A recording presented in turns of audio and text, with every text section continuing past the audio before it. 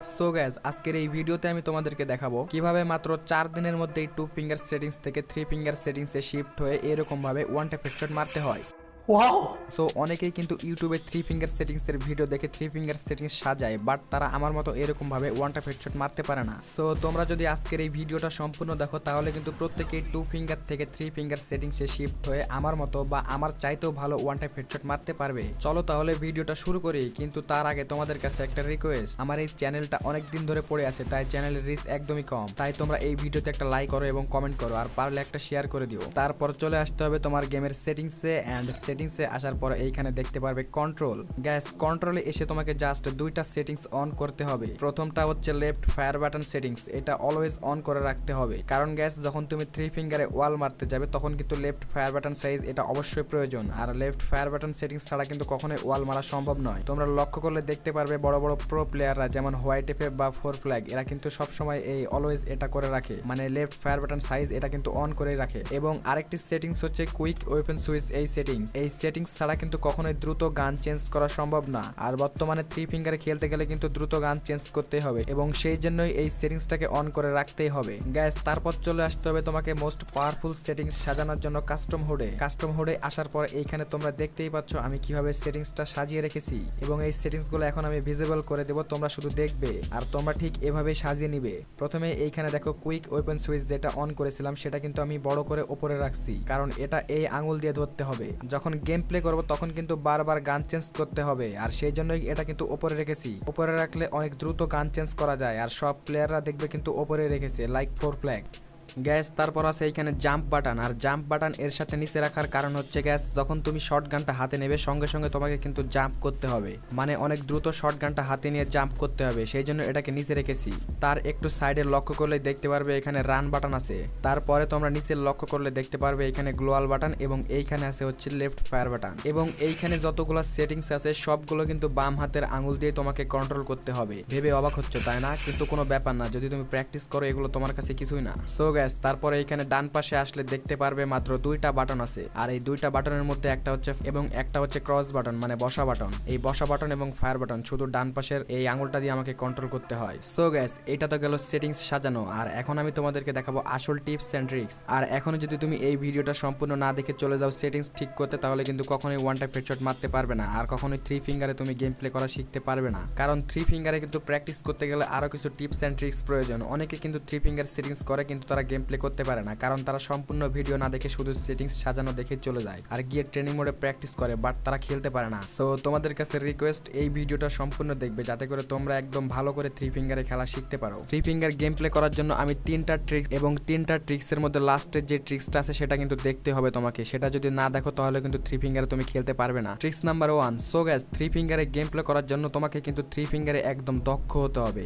আর মাত্র 4 দিনের মধ্যে তোমাকে ফ্রি ফায়ারে 3 ফিঙ্গারে দক্ষ হতে হলে তোমাকে যেই কাজটা করতে হবে সেটা হচ্ছে ট্রেনিং গ্রাউন্ডে অনেক প্র্যাকটিস করতে হবে। তাছাড়া যদি তুমি কাস্টম খেলতে চলে যাও তাহলে কিন্তু তুমি পারবে না, আর কাস্টম খেলতে গেলে না পারলে কিন্তু সঙ্গে সঙ্গে তুমি 2 ফিঙ্গারে চলে আসবে, আর তখন কিন্তু তুমি 3 ফিঙ্গারে গেম প্লে করা শিখতে পারবে না। সো গাইস, ট্রেনিং গ্রাউন্ডে এসে একটা শর্টগান এবং একটা MP40 এগুলো হাতে নিয়ে তোমাকে জাস্ট ওয়ান শটের জন্য প্র্যাকটিস করতে হবে শর্টগান দিয়ে। আর প্র্যাকটিসটা কিভাবে করবে তোমাকে এখন দেখাচ্ছি। প্রথমেই দেখো এখানে শর্টগানটা এভাবে হাতে নিবে, কুইক ওয়েপন সুইচ এটাতে ক্লিক করবে, সঙ্গে সঙ্গে দেখবে শর্টগানটা হাতে উঠে গেছে, এবং তার নিচে আছে জাম্প বাটন। এটা কিন্তু একসাথে করতে হবে, দেখো আমি একসাথেই করতেছি, এবং শর্টগানটা সাথে সাথে হাতে নিচ্ছে, সাথে সাথে জাম্প করতেছে। এটা কিন্তু 2 ফিঙ্গারে সম্ভব, বাট এতটা স্পিডেও হবে না, আর 3 ফিঙ্গারে খেলতে গেলে কিন্তু প্রচুর স্পিড দরকার। এবং সঙ্গে সঙ্গে কিন্তু গানটা ছেড়ে আমি আবার রান বাটনে ক্লিক করতেছি, আর এটাকে বলে হচ্ছে ওয়ান শট। গ্যাস এইভাবে তোমরা যদি প্র্যাকটিস করতে থাকো তাহলে কিন্তু এক সময় তোমরা ঝিকঝ্যাক মুভমেন্টের সঙ্গে ওয়ান টাইপ হেডশট মারতে পারবে। 2 নম্বরের যে ট্রিক্সটা আছে সেটা কিন্তু একমাত্র 3 ফিঙ্গার প্লেয়াররাই বুঝতে পারবে এটার কি মজা, কারণ গ্যাস 2 নম্বর ট্রিক্সে এমন একটা সিস্টেম দেখানো হয়েছে যে সিস্টেমটা ইউজ করলে কিন্তু যে কোনো এনিমিকে সহজেই ওয়ান টাইপ হেডশট মারতে পারবে, সে যত বড় প্রো প্লেয়ার হোক না কেন। সো গাইস, এই 2 নাম্বার ট্রিক্সটা তুমি তখনই ভালোভাবে ইউজ করতে পারবে যখন তুমি 3 ফিঙ্গারে কিছুটা হলে কন্ট্রোল করতে পারতেছো। সো গাইস, এই 2 নাম্বার ট্রিক্সটা দেখার আগে এখানে কয়েকটা ভিডিওর ক্লিপ দেখে নাও, তাহলে তোমার বুঝতে সুবিধা হবে।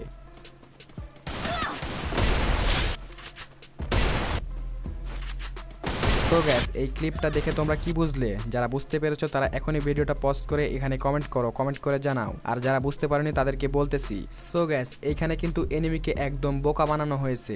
তো এখন তোমরা বলতে পারো কিভাবে? গুলিটা হাতে নিয়ে তার দিকে এগিয়ে যাচ্ছিলাম এবং এনিমিটা মনে করেছে তাকে কিন্তু আমি মারতে যাচ্ছি এবং তাকে কিন্তু আমি মারবো, বাট আমি যখন মারতে গিয়ে চলে আসলাম তখন কিন্তু এনিমিটা কনফিউজড। আর এই কনফিউশন অবস্থায় কিন্তু এনিমিকে হেডশট মারা অনেক ইজি। যারা 3 ফিঙ্গারে গেম প্লে করে তারা কিন্তু সবাই এই ট্রিক্সটা ইউজ করে গেম প্লে করে, আর তাদের হেডশটগুলো কিন্তু অস্থির লেভেলের হয়ে থাকে। সো 3 ফিঙ্গারে গেম প্লে করতে গেলে কিন্তু তোমাকে এই ট্রিক্সটা অবশ্যই শিখতেই হবে, কারণ তুমি যখন এই ট্রিক্সটা ইউজ করে কাস্টম খেলতে যাবে তখন কিন্তু তোমার ওয়ালের বেশি প্রয়োজন হবে না, অত বেশি ওয়ালও মারতে হবে না, আর প্রতিটা গুলি কিন্তু ওয়ান ট্যাপ হেডশট লাগতে বাধ্য।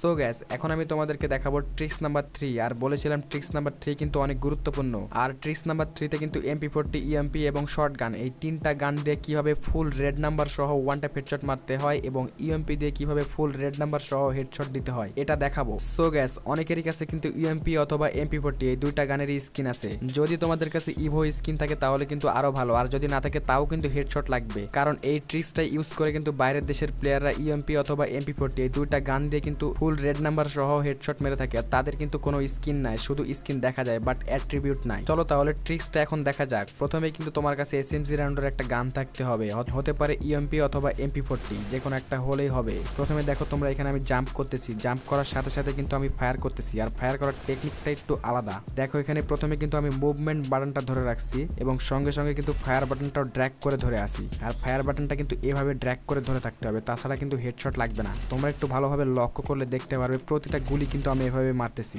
মুভমেন্ট বাটনটা সামনের দিকে ধরে আসি এবং ফায়ার বাটনটাও কিন্তু এভাবে ড্র্যাগ করে ধরে আসি, আর এর জন্যই কিন্তু আমার MP40 এবং EMP এই 2টা গান দিয়ে ফুল রেড নাম্বার সহ হেডশট গুলা লেগে থাকে। আর বাইরের দেশের প্রতিটা প্লেয়াররা কিন্তু এই ট্রিক্স গুলা ইউজ করে, যার কারণে তাদের প্রতিটা গুলি কিন্তু ফুল রেড নাম্বার সহ হেডশট লাগে। সো গ্যাস এখন তোমাদেরকে দেখাবো শর্ট গান দিয়ে কিভাবে খুব সহজে ফুল রেড নাম্বার সহ ওয়ান ট্যাপ হেডশট মারতে হয়। এই ট্রিক্সটা ইউজ করতে গেলে কিন্তু তোমার ফোন বেশি দামি হতে হবে এমন কোনো কথা নেই, অল্প জিবির র্যামের ফোনেও এটা হবে। সো গ্যাস যখন শর্ট গান দিয়ে ওয়ান ট্যাপ হেডশট মারতে যাবে তখন কিন্তু একটা জিনিস লক্ষ্য রাখতে হবে, সেটা হচ্ছে এম পজিশন। যখন তুমি ফায়ার করবে তখন এমটা চেষ্টা করবা এনিমির সবসময় চেস্টের উপরে রাখতে বা চেস্টের আশেপাশে রাখতে এবং সেটাকে রেড করে রাখতে হবে, তাহলে যখন তুমি ড্র্যাগ করবে তখন কিন্তু প্রতিটা গুলি হেডশট লাগবে। আর শর্ট গান দিয়ে হেডশট মারা খুব সহজ একটি ট্রিক হচ্ছে ড্র্যাগ হেডশট। সো এইখানে তোমরা লক্ষ্য করে দেখো যখন কিন্তু এমটা রেড মানে তার মাথার আশেপাশে যখন যাচ্ছে এবং কানেক্ট হচ্ছে তখন কিন্তু আমি এখানে ড্র্যাগ করতেছি। আর এইখানে কিন্তু হালকা করে ড্র্যাগ করলে হবে না, এখানে কিন্তু একদম সর্বোচ্চ ঘুরিয়ে ড্র্যাগ করতে হবে, আর যখনই তুমি সর্বোচ্চ ঘুরিয়ে ড্র্যাগ করবে তখনই কিন্তু ওয়ান ট্যাপ হেডশট লাগবে। আর তোমরা ভালোভাবে লক্ষ্য করলে দেখতে পারবে আমার কিন্তু প্রতিটা শট এইভাবেই করা, মানে প্রতিটা ওয়ান ট্যাপ যদি মেরে থাকি তাহলে কিন্তু এভাবেই মেরে থাকি আমি। সো গ্যাস আজকের এই ভিডিওটা এতদূর পর্যন্ত,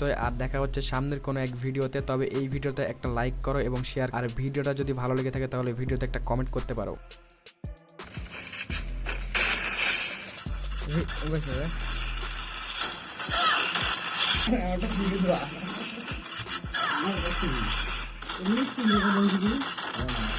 Ini